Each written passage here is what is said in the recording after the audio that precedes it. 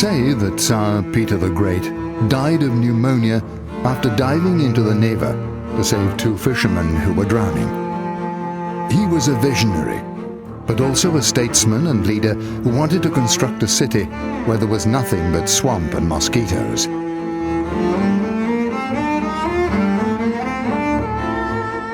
St Petersburg, the city of Dostoevsky, Pushkin, Tchaikovsky, Stravinsky, Nureyev and Baryshnikov, is a magical and romantic city with its canals and more than 600 bridges. St Petersburg was built to become the new capital of Russia. However, St Petersburg acquired political and economic prominence and achieved its full architectonic and artistic splendor only with the ascent to the throne of Catherine II the Great. The historic center of St. Petersburg is included in the UNESCO list of Heritages of Humanity.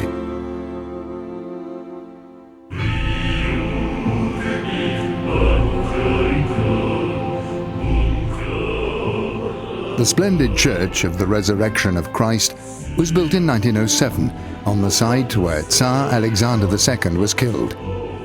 The church is still called Spás na Króvi, in memory of the outrage.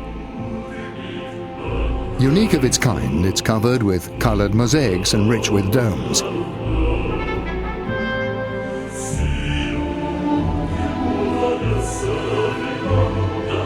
The largest mosaic in the world is displayed inside.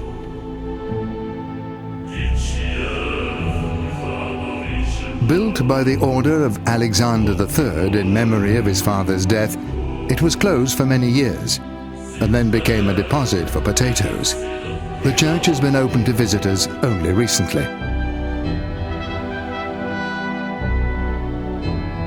In generale, quando ci si trova di fronte a un monumento storico, il problema è quello di valorizzare il monumento. Quindi la luce non deve essere protagonista, ma deve essere un servizio all'opera d'arte.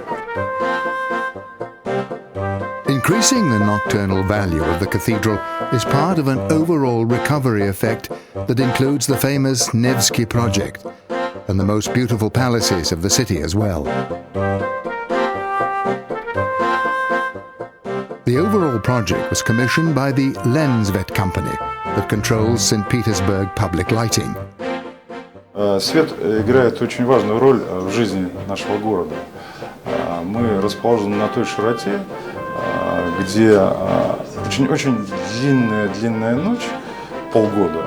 И есть всем известный бренд города Санкт-Петербурга, белая ночь, и есть темная ночь, тоже занимает полгода.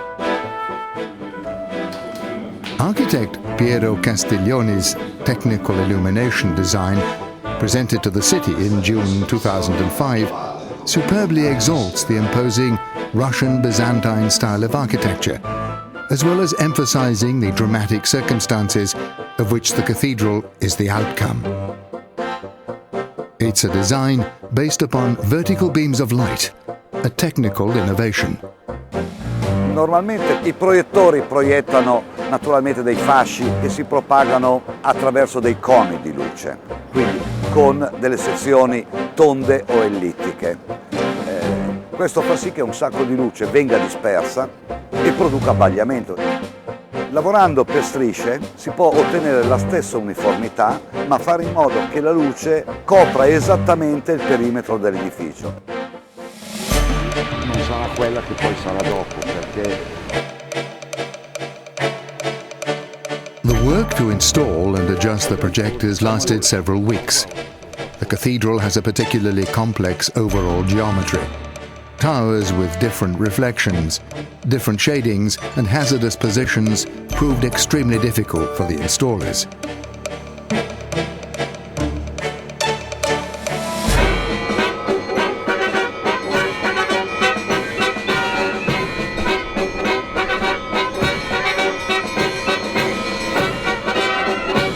The St. Petersburg municipality and iGuzzini Illuminazione opened the celebrations of the new lighting of the Cathedral of the Resurrection with a press conference in the afternoon of November the 30th 2005.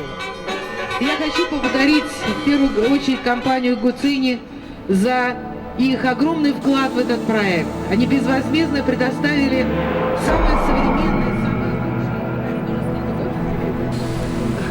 самое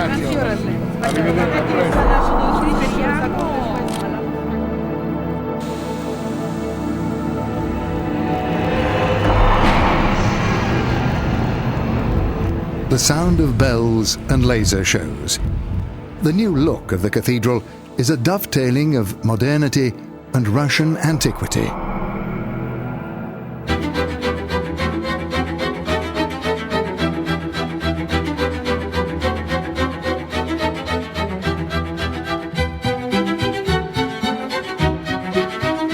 The Cathedral of the Resurrection is distinguished by the peculiarity of its architecture. Today it's one of the most fascinating buildings in St Petersburg at night. No coloured projections, but a soft light that reproduces the solar spectrum at maximum level. More than 60 maxi woodies equipped with optical mill arrays, installed on poles or positioned on the roofs of the opposite buildings, create elliptical luminous bands that, superimposed on each other, provide uniform lighting of the facade.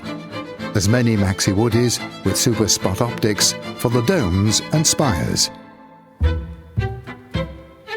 Radius projectors with a special device for varying the luminous flow provide dynamic lighting to the western bell tower that overlooks the Crucifixion Chapel. It's the sign that this is the place where memory continues to live.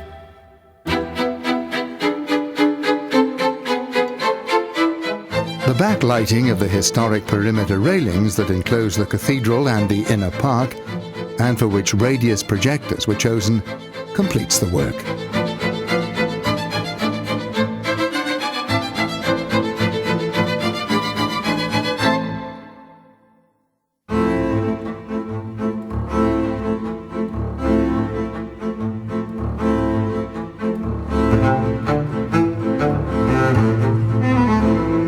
St Petersburg between harmony and architecture, between equilibrium and urban development, between conservation and value improving, is an international example of how programming and design can integrate to reconstruct and relaunch responsible and emotional development that finds the road to the future in light.